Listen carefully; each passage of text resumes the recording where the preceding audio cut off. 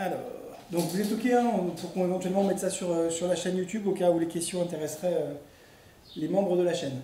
Ça vous va? Oui, il n'y a pas de souci, il n'y a pas de Super. problème Alors je là-dessus. vous écoute. Alors d'abord, expliquez-moi, rappelez-moi, présentez-vous. Donc du coup, moi je suis Annabelle Favry, donc je suis étudiante en deuxième année de master dans le marketing et la communication. Marketing, ouais, d'accord, OK, ouais. Et en fait, je travaille actuellement sur le circuit de la récompense et de la dopamine. Ouais, Et donc la problématique est de savoir si ça tend vers une stratégie du désir indispensable ou si c'est un abus de confiance de la part des marques. d'accord, OK.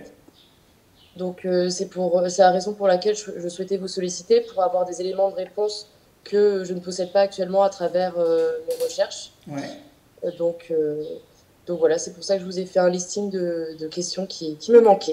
Je vous écoute. Donc tout d'abord, j'aurais souhaité euh, que vous vous présentiez, savoir votre parcours, votre profession, le nombre d'années que vous exercez dans votre domaine pour que je puisse D'accord. l'intégrer dedans. Donc moi je suis psychiatre, je suis médecin psychiatre, donc c'est la fac de médecine. Au bout de 6 ans de tronc commun, on choisit une spécialité, hein. Et moi je choisis la spécialité de psychiatrie. Donc c'est 4 ans de spécialisation. Et ensuite j'ai fait, après être docteur en médecine spécialisé en psychiatrie, j'ai fait 2 ans on appelle ça d'assistanat dans un service universitaire. Et ensuite je me suis installé en libéral. Je suis en libéral depuis 2016, mais effectivement je suis médecin depuis fin 2013, quoi. D'accord, ok. Voilà. Tout simplement, c'est pas très compliqué, c'est un parcours de docteur classique. Mhm. Et donc, vous êtes spécialisé dans le domaine de la dopamine, du circuit de la récompense ou Non, c'est pas du quel... tout, je suis psychiatre, donc forcément c'est des choses qui sont extrêmement importantes pour moi. Mhm. Effectivement, moi, j'ai pas une spécialité, mais je reçois beaucoup d'enfants et d'adultes souffrant de troubles de déficit attentionnel, D'accord. avec ou sans hyperactivité. Et effectivement, dans ce type de trouble, le circuit de la récompense il est un peu modifié. La dopamine joue pas mal, et effectivement, du coup, c'est forcément quelque chose d'important pour moi et pour mes patients. D'accord, ok. Et justement, j'ai étudié un petit peu le fonctionnement de la dopamine Ouais. et donc j'avais vu qu'il y avait plusieurs hormones, autres hormones qui activaient notamment le circuit de la récompense. Donc parmi ces hormones, donc, il y avait donc, la dopamine, donc ce qui est lié au plaisir, la satisfaction, Ouais. tout ce qui est lié à nos actions comportementales. Il y avait Mhm. l'endorphine pour le bien-être. Mhm. Il y avait l'ocytocine qui était l'hormone sociale. Mhm. Et enfin, j'avais noté la sérotonine. Donc, Mhm. pour ce qui était tout régulation de l'humeur, etc. Et en fait, je voulais avoir votre avis sur la question, savoir si pour vous, enfin, de quelle manière ça agissait. Est-ce qu'elles agissaient de manière complémentaire dans le circuit de la récompense? Alors, ces neurotransmetteurs, c'est-à-dire ces petites molécules qui permettent aux neurones de communiquer entre eux, sont effectivement impliqués dans le circuit de la récompense. Quand vous allez avoir une satisfaction, vous allez avoir effectivement une libération de dopamine de plaisir, d'ocytocine, qui est un neurotransmetteur qui permet d'avoir une augmentation de ses capacités émotionnelles, de son empathie, donc il va y avoir une sorte de bien-être émotionnel, et de la sérotonine, qui va diminuer considérablement votre niveau d'anxiété et de stress. Donc vous allez aussi sentir un bien-être. Donc effectivement, ce bien-être, il est basé sur plusieurs neurotransmetteurs. Il n'y a pas que la dopamine, mais effectivement, plusieurs neurotransmetteurs se conjuguent pour avoir un sentiment vraiment de plénitude, de satisfaction, effectivement. D'accord, ok.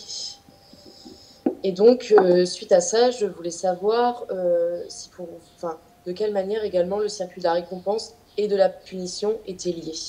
Alors oui, c'est une très bonne remarque, c'est-à-dire qu'effectivement, vous allez avoir une interaction permanente entre le niveau de stress et le niveau de plaisir. C'est-à-dire plus votre niveau de stress va augmenter, plus votre niveau de plaisir va être difficile à obtenir. C'est pas incompatible, hein. Par exemple, prenez un exemple concret. Si vous vous mariez et que vous êtes heureuse de vous marier, eh bien vous serez à la fois stressé et vous aurez du plaisir. Vous voyez ce que je veux dire? Mhm. Donc, il faut quand même dissocier, hein, c'est pas complètement à balancier, il faut quand même dissocier le stress pur du plaisir pur. C'est des choses qui sont relativement, dans une certaine mesure, compatibles dans certaines circonstances. Cependant, il était quand même bien montré qu'il est plus difficile d'accéder au plaisir quand vous avez un niveau de stress élevé. D'accord? Donc il y a quand même un Mhm. petit côté de balancier. Donc le circuit entre guillemets, de la punition, c'est-à-dire de l'angoisse, du doute, de la douleur, de l'insatisfaction, effectivement, est un petit peu un balancier de celui du plaisir. Ils interagissent en permanence. Si vous avez effectivement une grosse chute de la sérotonine parce que vous êtes déprimé, vous êtes très anxieux, eh bien, effectivement, vous aurez beaucoup plus de difficultés à produire de la dopamine, à vous sentir bien. Et de toute façon, rien que la baisse en elle-même de la sérotonine dans le cadre d'une dépression ou d'un trouble anxieux va vous rendre mal, va vous rendre dans le doute, dans l'inquiétude, dans la préoccupation. Donc effectivement, tout ça est en interaction permanente, tout ça agit avec des feedbacks, avec voilà, une influence globale sur l'ensemble de ces neurotransmetteurs. Le cerveau est globalement très connecté. Il n'y a pas tant d'autoroutes sans branches, hein. C'est beaucoup quand même, certes des autoroutes, mais avec beaucoup de branches et de modulation. Donc effectivement, c'est un organe complexe qui est modulé très finement et qui peut, comme je vous le dis, et je prends cet exemple parce qu'il est marquant, je trouve, qui peut aboutir à des situations étranges où vous êtes à la fois stressé et joyeux, hein, comme le mariage, comme une naissance. Voilà. Donc les émotions, en fait, basiques, effectivement, on pourrait essayer de les essentialiser sur un neurotransmetteur. Hein. Il y a les émotions de la sérotonine, les émotions de la dopamine, les émotions de la noradrénaline, les émotions de l'ocytocine. Mais sauf que, en fait, comme tout ça peut interagir et être à des niveaux différents, et donc il y a des millions de variations possibles, et donc des millions de comment je me sens, dans quelle étagère, hein, comme on dirait, possible chez un être humain. Voilà. Mais effectivement, tout ça est fait de finalement assez peu de neurotransmetteurs, de messagers chimiques différents. D'accord. Vous parliez de noradrénaline, donc ça fait partie de la dopamine? Non, c'est un autre neurotransmetteur. Ok. D'accord. Et justement, donc, dans la continuité, je voulais savoir si vous aviez observé des tendances ou des usages dans le circuit de la récompense, par exemple tout ce qui est lié à la réussite sociale, les jeux d'argent, etc. Oui, alors évidemment, typiquement, les jeux d'argent, tout ce qui peut être addictif stimule le circuit de la récompense. Et c'est d'ailleurs pour ça que c'est addictif. C'est-à-dire qu'à un certain niveau, si je stimule trop mon circuit de la récompense, je vais tomber dans une addiction. Alors il faut effectivement avoir de base quand même certaines particularités biologiques. Tout le monde ne peut pas tomber dans l'addiction. Ah d'accord, voilà, ok. tout le monde ne peut pas tomber dans l'addiction. Mais effectivement, on est plus ou moins, avec des degrés divers, prédisposés à être sensible à ce risque de l'addiction. Et effectivement, tout ce qui va stimuler le plaisir, les jeux de grattage, les jeux vidéo, le tabac, toutes les drogues psychostimulantes, le sexe, tout ça peut, à un moment donné, à force de répéter des stimulations dopaminergiques récurrentes, et sur un terrain biologique donné, une susceptibilité biologique donnée, tout ça peut aboutir à une addiction. Mais nous ne sommes pas tous égaux face au risque d'addiction. En fonction de notre biologie, notre génétique, notre épigénétique, notre histoire de vie, notre histoire familiale, on est plus ou moins à risque de tomber dans une addiction. D'accord, je pensais que tout le monde était concerné, c'est pour ça que je me posais... tout le monde est concerné, il n'y a pas de doute, tout le monde est concerné. Mais je dirais qu'à niveau de stimulation équivalente, hein, par exemple, je gratte 4 trucs morpions par jour, c'est n'importe quoi, eh bien, on n'est pas tous égaux face au risque de déborder de ça. Petit 1. Okay. Et petit 2, face à une biologie donnée, d'accord, eh bien, le seuil pour devenir addict ne va pas être le même en fonction des gens. Il y a des gens, il suffit qu'ils touchent un tout petit peu au morpion, et même le premier morpion qu'ils vont faire, ils vont tomber addicts. Alors qu'il y a des gens, il leur faudra peut-être certains, même au bout de 500 morpions qu'on va leur offrir, donner gratuitement, eh bien, ils ne seront pas addicts. D'accord? Donc, effectivement, il y a des implications pour vous en marketing. C'est-à-dire qu'effectivement, en fonction de la population que vous allez cibler dans votre campagne marketing, vous allez tomber sur des gens plus ou moins addicts, enfin plus ou moins capables d'être addicts à votre produit. D'accord. Donc forcément, si vous voulez vendre, par exemple,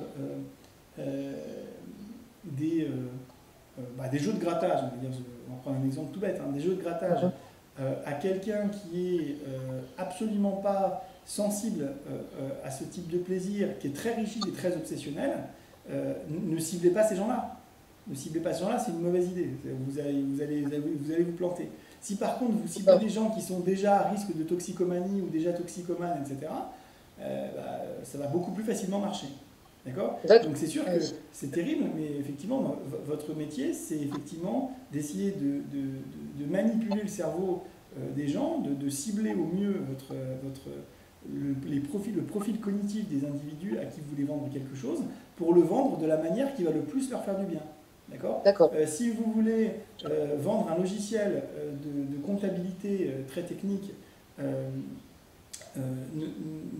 il va falloir, comment dirais-je, à des experts comptables, il va falloir jouer non pas sur forcément le plaisir de l'utiliser, mais sur le niveau de sécurité de ce logiciel et le niveau de perte, de diminution du nombre d'erreurs que va faire ce logiciel.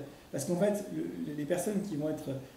enfin, les arguments qu'il va falloir utiliser dépendent du fonctionnement psychique des individus que vous ciblez. Si vous avez un logiciel d'expertise comptable, il y a un biais de recrutement chez les experts comptables qui fait que ça sélectionne plutôt les gens un peu obsessionnels, les gens un petit peu rigides. Je ne dis pas que tous les experts comptables le sont, je vais me faire engueuler sinon. Mais vous comprenez, il va falloir screener la tendance générale des individus que vous voulez toucher, voir quel est leur mode de fonctionnement majoritaire, voir quel est ce qui va faire déclencher l'achat et jouer là-dessus. Effectivement, votre job, c'est de screener les âmes et ensuite de manipuler ces âmes. D'accord, ok. Rôle de job. Je ne vous félicite pas. Et du coup, justement, je rebondis sur les pathologies. Je voulais savoir si vous aviez observé des modes particuliers, par exemple, pathologies liées aux addictions, troubles psychologiques, personnes désabusées en cas de dépression, si vous aviez observé des choses particulières. On ne voit que ça, en fait. C'est-à-dire que, effectivement, en consultation, on voit énormément de gens qui sont dans une dépendance et qui en souffrent terriblement. Ouais. Ouais. Et alors, peut-être préciser votre question, parce que je ne l'ai peut-être pas bien comprise. Je ne sais pas si je réponds à votre question. C'était simplement pour savoir si vous aviez observé des tendances particulières, si ça avait augmenté, si... Alors, de manière générale, les troubles psychiques augmentent dans les pays industrialisés. Ils augmentent partout, mais particulièrement dans les pays industrialisés. Ils sont particulièrement présents et nombreux dans les pays industrialisés. J'ai vu passer une étude, je n'ai pas encore fait de vidéo là-dessus, mais une étude intéressante sur l'incidence des troubles anxieux en fonction des pays. Hein, on prend un logiciel, un questionnaire tout à fait standardisé, adapté à chaque pays, etc. Et on le fait passer dans tous les pays pour savoir la prévalence, l'incidence des troubles anxieux. Et on voit qu'en gros, plus le pays est développé, plus les gens souffrent de troubles anxieux. Hein. Donc effectivement, nos sociétés globalement, nos sociétés telles qu'elles existent, particulièrement en France, nous amènent à être de plus en plus dans le doute, dans l'inquiétude, dans la préoccupation, et donc, d'une certaine manière, de chercher de la dopamine facile, du plaisir facile, comme par exemple dans la nourriture. Le sucre, hein, c'est une drogue extrêmement bien connue. Le sucre raffiné, c'est une drogue qui rend complètement dépendant. Et on n'est pas tous évidemment égaux face à ça. Les gens les plus impulsifs, évidemment, vont être les plus à risque de développer une addiction, par exemple au sucre, par exemple au jeu de grattage, par exemple aux cartes Pokémon, par exemple je ne sais quoi. Et ça, notre société nous amène à avoir de plus en plus de stress et donc nous amène à chercher de plus en plus des petits plaisirs pas trop chers, immédiats et légaux. Et voilà, parce que si vous voulez, les gens qui ont les moyens de se faire des shoots de dopamine en prenant un jet privé et en sautant en parachute, il n'y en a pas beaucoup. Alors que les gens qui ont le moyen d'aller dans le supermarché du coin et d'acheter des grandes quantités de sucre, ou pire, de sucre mélangé à du gras, parce que c'est ce qu'il y a de plus addictif. Hein. Quand vous mélangez du sucre raffiné à du gras, le niveau d'addiction est encore plus élevé. Et bien là, effectivement, plus vous allez stresser les gens, plus ils vont aller se venger, entre guillemets, sur ce type de produit. D'accord, ok. Donc en fait, si j'ai bien compris ce que vous disiez, donc le manque de dopamine est quelque chose d'inné, d'une certaine manière, malgré qu'on y soit... Non, c'est pas quelque chose d'inné. On est tous plus ou moins, on a des fonctionnements du circuit de la récompense tous plus ou moins différents. Il y a des gens qui sont plus à risque de développer une dépendance parce qu'ils ont un circuit de la récompense qui est un peu plus extrême, puis d'autres non. Mais le monde dans lequel on vit augmente nos stress et donc nous pousse à aller chercher tous collectivement du plaisir là où il y en a, et là où c'est rapide, et là où c'est pas cher, et là où c'est immédiat. Ouais, d'accord, pour pouvoir le stimuler et pouvoir... Voilà, pour avoir Ouais, ressentir un peu de plaisir, quoi, au lieu de ressentir du stress. d'accord. Donc, si je comprends bien, donc, pour vous, l'effet de la dopamine, le fait que les marques l'utilisent, pourrait être un frein au bonheur si, par exemple, elles sont trop surstimulées. Bah, d'abord, il y a des risques d'addiction, c'est évident. Mhm. On peut se demander si... vous voyez, par exemple, concernant le THC, le cannabis, les vendeurs de drogue ont tendance à augmenter le pourcentage de cannabis dans le shit, quoi, ce qui rend de plus en plus les gens de plus en plus dingues. D'accord. Euh, Eh bien, on pourrait se demander euh, s'il n'y a pas une responsabilité des industriels à surtransformer leurs produits, à rajouter du sucre dans des produits déjà gras ou rajouter du gras dans des produits sucrés, alors que l'on sait que cela augmente considérablement le plaisir à les manger et donc augmente considérablement le risque d'obésité, de dépression. On sait que notamment les acides gras saturés, le mauvais gras augmente la dépression. On pourrait se demander si tout ça est bien raisonnable et bien sérieux. Alors certes, il y a une augmentation, il y a une libération immédiate de plaisir, mais ça déprime les gens. Et comme ça déprime les gens, ils vont essayer de chercher du plaisir, donc ils vont peut-être en manger encore plus. Et donc on pourrait considérer que certains produits transformés de l'industrie, effectivement, augmentent le risque d'addiction et augmentent le risque de dépression. D'accord. Voilà. Mais alors après, ça c'est pas purement du marketing, ça c'est de la santé publique. Le marketing, ce serait de se dire, est-ce que quand je vends un produit, je cherche à tout prix à stimuler tous ces circuits? Et la réponse c'est oui. Le job du marketing, c'est de créer l'acte d'achat.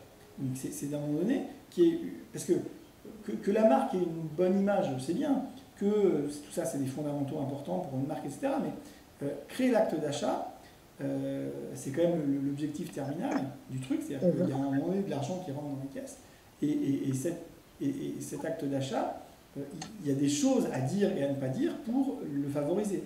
Mais après, c'est le job de la pub quelque part. Là, on est Oui. vraiment dans le cœur du truc. C'est-à-dire que, est-ce qu'on doit en vouloir à des gens dont c'est le métier de toucher les bons boutons du cerveau des gens pour créer l'acte d'achat? Justement, c'est pour ça, c'est tout le sujet en fait, de savoir si c'est réellement éthique. Non, bah non, alors là, la réponse est non. Et pour le coup, la réponse, voilà, vous m'avez apporté votre avis sur la question. Et du coup, j'en arrive à une question qui m'interpelle.